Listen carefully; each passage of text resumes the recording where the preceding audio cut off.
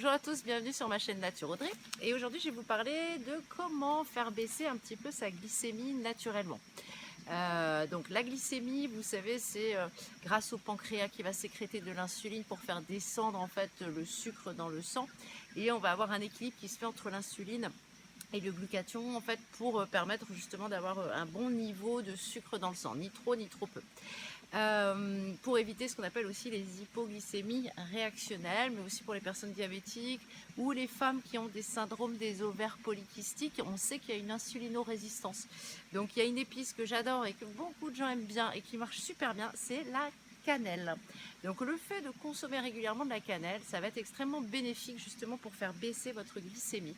Donc diminuer pour les diabétiques leur taux d'hémoglobine glyquée, c'est-à-dire une prise quotidienne de cannelle en poudre, en infusion, dans une compote ou autre, va vous aider à faire baisser en fait votre hémoglobine glyquée sur le long cours, donc en fait avoir un meilleur équilibre glycémique. Pour les femmes qui ont aussi des ovaires polykystiques, qui ont plus de risque de fausse couche aussi, des femmes qui ont justement des grossesses un peu difficiles, on sait qu'il y a une insulinorésistance qui s'est installée. Donc le fait de consommer régulièrement en fait de la cannelle va vous aider là aussi favoriser à ce que l'œuf en fait tienne mieux au niveau utérin.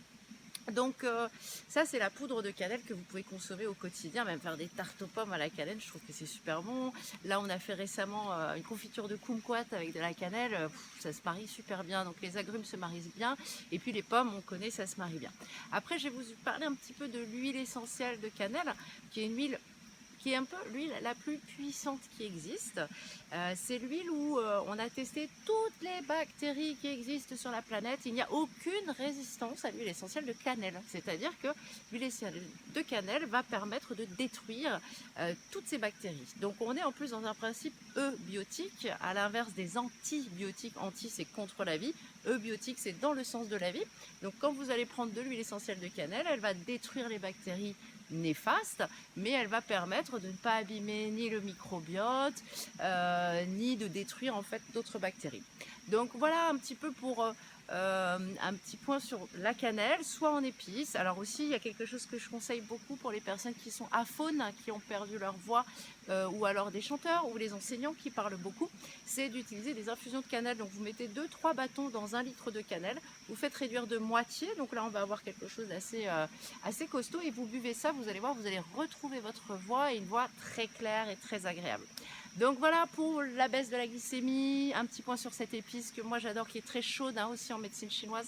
C'est une épice qui réchauffe beaucoup et qui est bonne en hiver notamment. Donc là, ici en Calédonie, on rentre dans l'hiver. Donc n'hésitez pas à faire des infusions de cannelle, à consommer de la cannelle, à rajouter un peu de cannelle, même dans des plats aussi avec des légumes, ça se marie très très bien. Donc voilà, n'hésitez pas à vous abonner, à partager, à liker, à commenter si vous avez des questions. Si vous avez des idées sur d'autres d'autres pistes, d'autres vidéos que je puisse faire, ce serait un grand plaisir de les faire. Alors surtout, je vous embrasse bien naturellement.